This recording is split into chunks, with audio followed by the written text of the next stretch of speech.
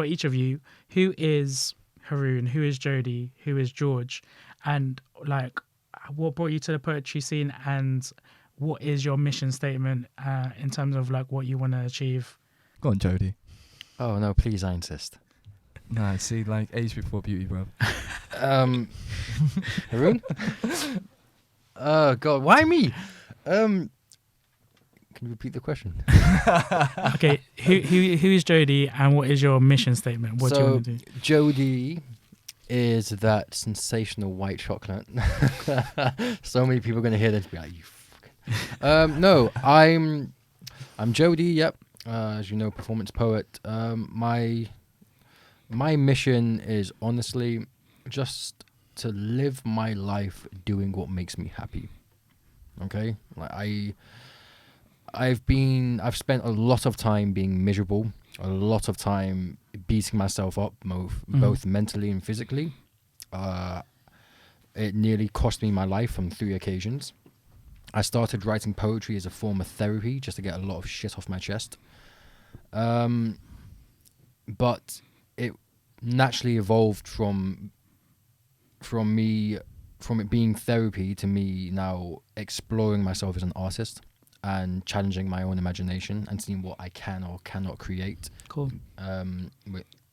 What concepts will work, what concepts won't work. And I'm not fussed about being one of the world's greatest selling platinum artists there ever was. If it comes, cool, whatever. If I can just help save one life in this world, as my elders, my masters, the artists I look up to have done for me, then that's awesome. that's what matters most to me. Okay. Just giving back to society, doing what I love.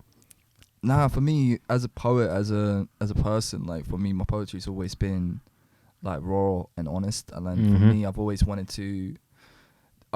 to tell stories that I never heard about my own experience. And for me, I felt, even when I first stepped into poetry, I didn't feel like I heard it, and sometimes I just don't feel like I do. And for me, like next year is all about kind of opening myself up rather than hiding behind metaphors for my poetry. Yes. That's it. Writer, artist, friend, partner, father, all those sorts of things. I mean, look, why I got into poetry? A love of words and a love of expression. I just love playing with language. You know, I like exploring the possibilities of language. Like with words, like you can write a line, a stanza, any of that, and yet the impact of a combination of words, there's alchemy in there. Love that. And you know, the whole is, if it's done well, it's greater than the sum of the parts.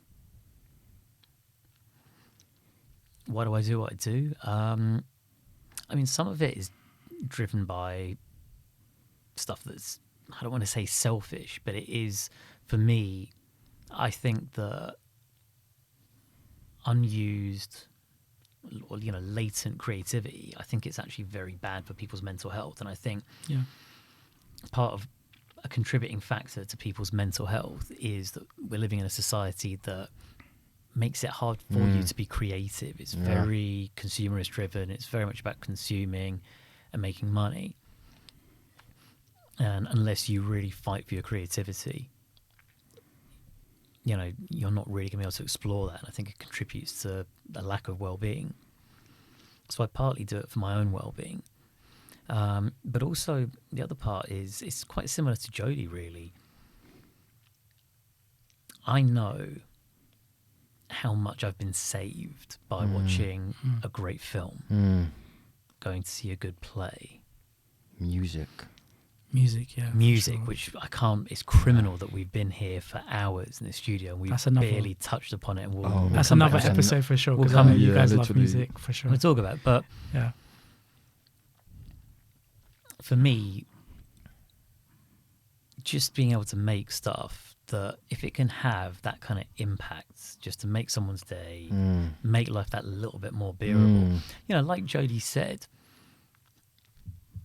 I'm not really sort of driven by the huge trappings of being famous or being a star. In fact, what was really interesting was someone once posed a question and says that, look, as a creative, as an artist, you know, you've got three variables: fame, you